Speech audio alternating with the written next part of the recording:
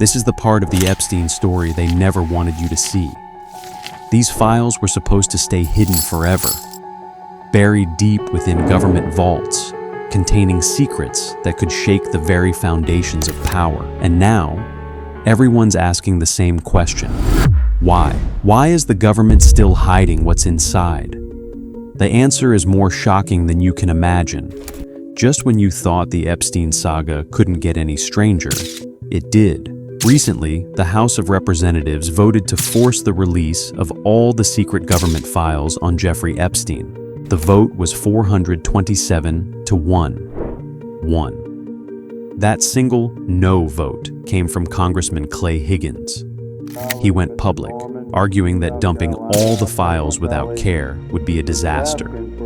He claimed it could wrongly implicate and destroy the lives of innocent people whose names are buried in those documents for perfectly normal reasons. His lone stand against the release has thrown gasoline on a fire that's been burning for years, making everyone ask, what is so explosive in these files that one man would stand against a nearly unanimous vote?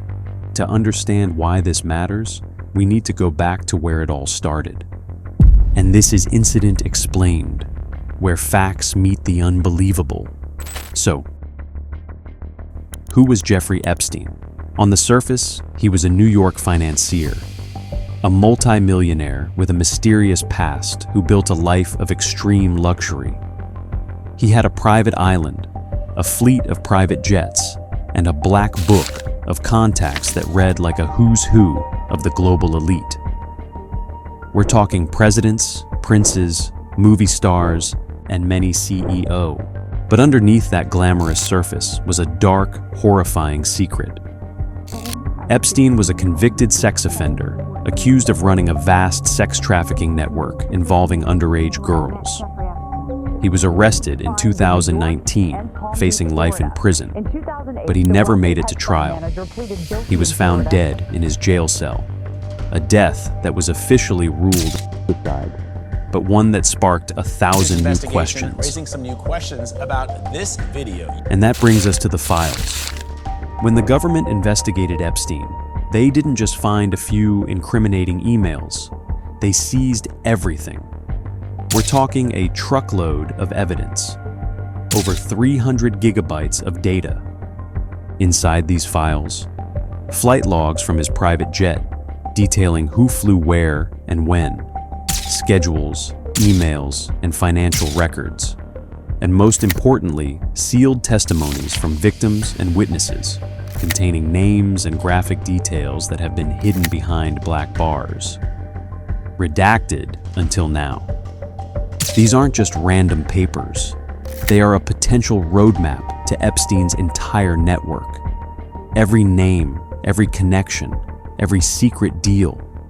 The parts that remain hidden are the ones that keep people up at night, the parts they're fighting over. And that's where the conspiracies come in.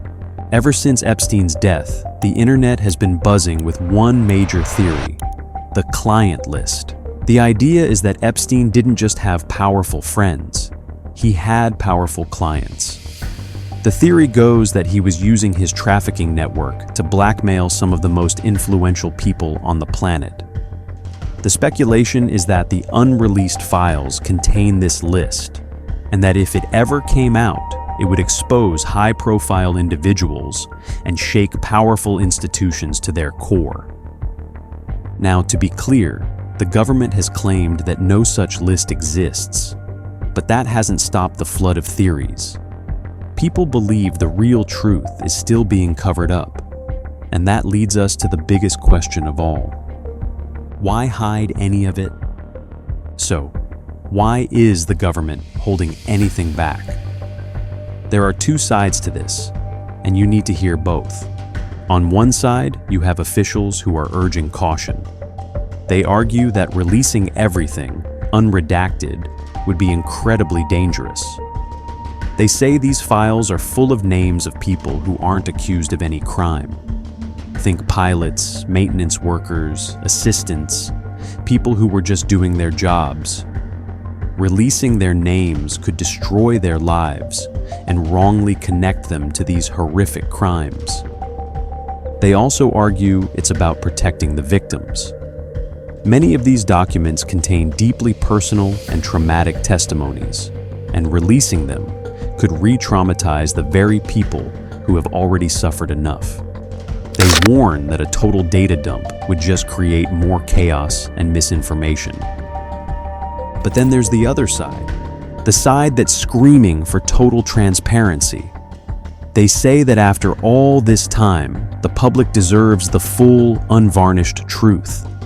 They argue that keeping secrets only protects the powerful and allows cover-ups to continue. Their argument is simple.